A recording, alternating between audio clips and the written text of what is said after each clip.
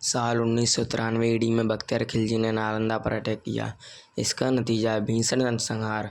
और बख्तियार खिलजी ने इस पर क्यों हमला किया, और सबसे बड़ी बात, नालंदा पर आक्रमण ही क्यों किया गया। वो न तो किसी राजा का किला था और न ही खजाना जमा किया हुआ कोई मंदिर, बल्कि वो तो शिक्षा का प्रचार प्रसार करने वाली एक यूनिवर्सिटी थी। दोस्तों, आज हम अपने इस वीडियो में सारे सवालों के जवाब देने की कोशिश करेंगे।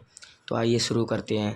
नालंदा पर हुए आक्रमण जानने से पहले नालंदा के बारे में जानना जरूरी है। दोस्तों, महावीरा का उदय 5वीं शताब्दी से माना जाता है। ये विश्व की सबसे पुरानी यूनिवर्सिटी में से एक है। वर्तमान में बिहार में ये स्थित है। नालंदा संस्कृत के 3 शब्दों से मिलकर बनी है, ना आलम और दा, जिसका अर्थ होता है ना रुकने वाला ज्ञान का प्रवाह। नालंदा की जानकारी हमें चाइनीज ट्रेवलर्स हुएनसांग सिंह से मिलती है। हुएनसांग 7वीं शताब्दी में नालंदा आते। वो इसकी स्थापना का श्रेय गुप्त वंश के शासक कुमार गुप्त प्रथम को देते हैं।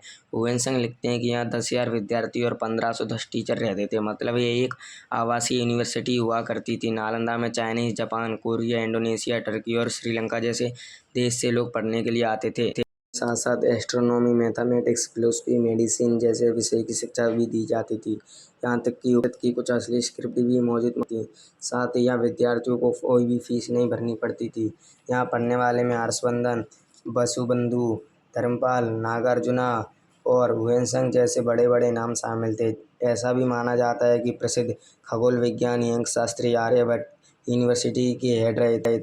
ज्ञान का यह केंद्र लगभग 800 साल तक ऐसे ही फलता फूलता रहा, लेकिन 12वीं शताब्दी में अचानक यह अतीत के अंधेरों में खो जाता है। इसके पीछे का कहानी बड़ी रोमांचक है।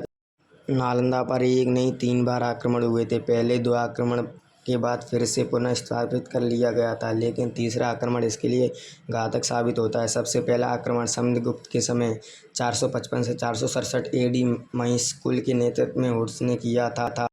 हुड्स मूल रूप से सेंट्रल एशिया की जनजातियों को माना जाता है। ख्यबर पास के द्वारा भारत आते हैं। 4 और 6 शताब्दी के बीच यानी कि गुप्त एम्पायर के समय हुड्स का आक्रमण नालंदा पर हुआ, लेकिन स्कंदगुप्त केवल नालंदा को पुनः स्थापित ही नहीं बल्कि और भी बड़ी इमारतें बनाकर सुधार कर देते हैं। नालंदा पर दूसरा हमला 7वीं शताब्दी में बंगाल के गाउदास वंश के द्वारा किया गया था। इस आक्रमण के बाद बुद्ध किंग हर्षवर्धन नालंदा को पुनर्निर्माण करते हैं। तीसरा सबसे घातक आक्रमण बख्तियार खिलजी ने किया था। नालंदा पर इसका आक्रमण 1193 ईडी में हुआ था। आइए इसके पीछे की कहानी को डिटेल में समझते हैं। क्यों बख्तियार खिलजी ने नालंदा को नष्ट किया। दोस्तों, ऐसा कहा जाता है कि बख्तियार खिलजी एक बार बहुत बीमार पड़ गया था। बहुत से उपाय, हाकिमों के इलाज से इसकी सेहत में कोई सुधार नहीं हुआ था। ऐसे में किसी ने सलाह दी कि नालंदा महावीरा के प्रिंसिपल राहुल श्री भद्र इलाज कर सकते हैं। एक बार उनसे इलाज कराकर देखा जाए। बख्तियार खिलजी को किसी गैर मुसलमान से इलाज कराना मंजूर नहीं था, इसलिए वो इस सलाह को पहले नज़रअंदाज कर देता है। लेकिन जब सेहत और ज़्यादा बिगड़ जाती है तो उसे भी लगता है कि एक बार बुलाने में क्या हर्ज है। राहुल श्री भद्र बख्तियार खिलजी के पास पहुंच जाते हैं और उसकी जांच करते हैं। खिलजी इनके सामने शर्त रख देता है कि वो इनकी दी हुई कोई भी दवा नहीं खाएगा। इस तरह से वो राहुल श्री भद्र को चैलेंज करना चाहता था और हिंदुओं को भी नीचा दिखाने की कोशिश कर रहा था।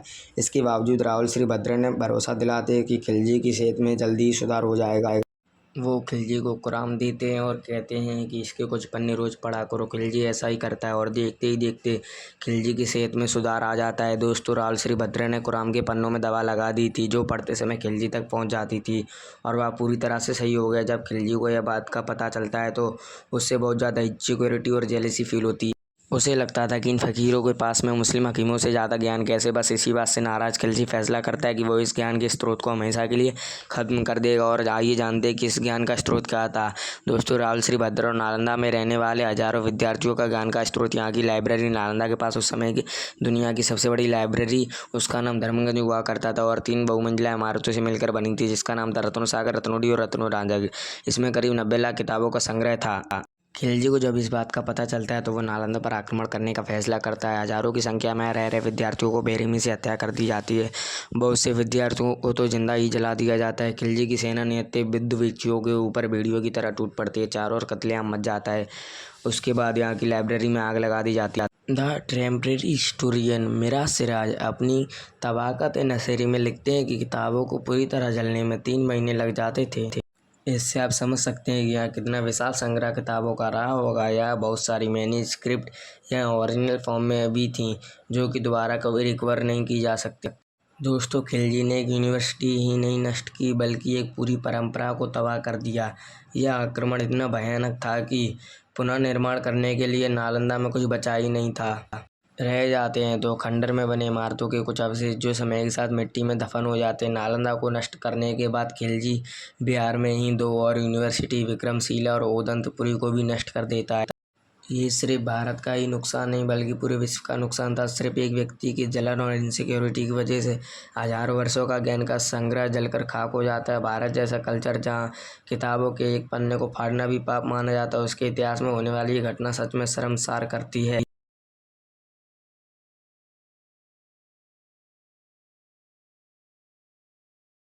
इसका आइडिया सबसे पहली बार 2006 में पूर्व राष्ट्रपति APJ अब्दुल कलाम ने प्रपोज किया था। फाइनली इंडियन पार्लियामेंट ने नालंदा यूनिवर्सिटी एक्ट 2010 को पास करके यह फिर से यूनिवर्सिटी बनाने का डिसीजन लिया। जाने माने इकोनॉमिस्ट अमर्त्य सिंह को यूनिवर्सिटी का गवर्निंग बॉडी का चेयरमैन भी बनाया गया। 2014 से नालंदा यूनिवर्सिटी में एडमिशन भी शुरू किए जा चुके हैं। नए परिसर का निर्माण कार्य 2017 से प्रारंभ किया गया और इस यूनिवर्सिटी का उद्घाटन 19 जून 2024 को किया गया। ऐसी और इंटरेस्टिंग वीडियो के लिए हमें सब्सक्राइब करें और वीडियो को लाइक करें।